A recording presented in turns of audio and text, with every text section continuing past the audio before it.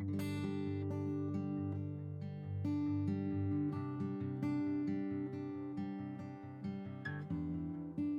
name's Rowe. I'm one of the trustees of the Middle Marches Community Land Trust.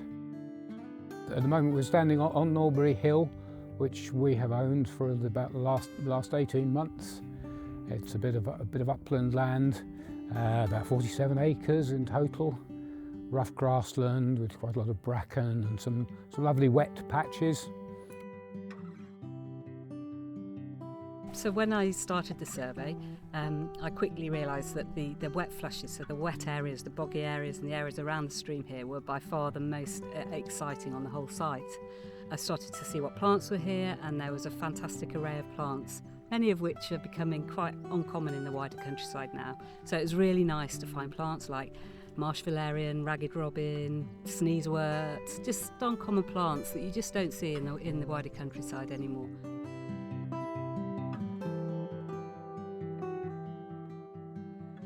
How does any place become special? That's really interesting. For me, as soon as I set foot on it, it makes me feel alive.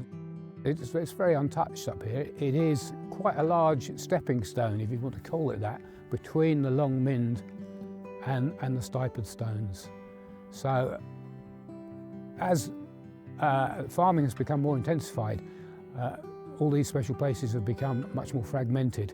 And the aim is really to try and reverse that trend.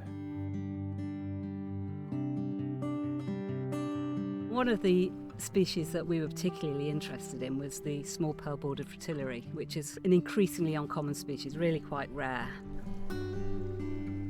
And so we're doing some management to try and encourage it to come back onto the site. So to that aim, we've been cutting the rushes and removing them. And today we're actually we're planting some marsh violets, which is the food plant of the caterpillar of that butterfly. We collected some little tiny cuttings from marsh violets in the spring, and we've been propagating them on. They took really easily and grew really well, and we're now coming out today to try and plant up some marsh violet in these flushes.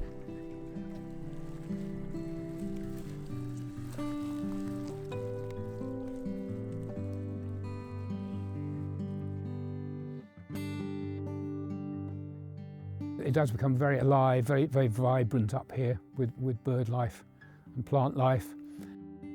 There are a few iconic species just around this area.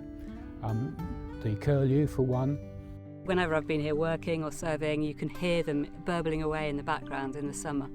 And they're a bird that we're really interested in trying to help and support. It feeds here, but it doesn't nest on this site. So an aim would be to enable them to come back and encourage them to nest here.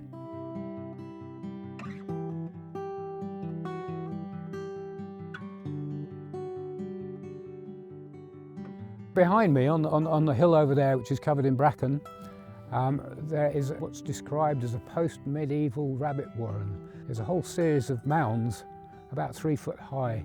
Possibly underneath those mounds will be stone tunnels. And the rabbits would have been kept there and bred, and possible somebody even lived up here in a hut to look after them. In the archaeological description of this, it is described as one of the best sites in Shropshire. We don't really know any more about it at this time.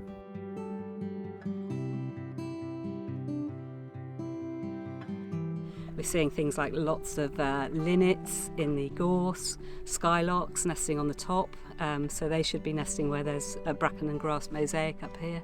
And other birds that we've seen passing through here that are really quite uncommon, things like ring ouzel and windchat that don't seem to be breeding here, but they're stopping off. It'd be fantastic if we could get the habitat good enough that they would decide this was a good place to breed as well.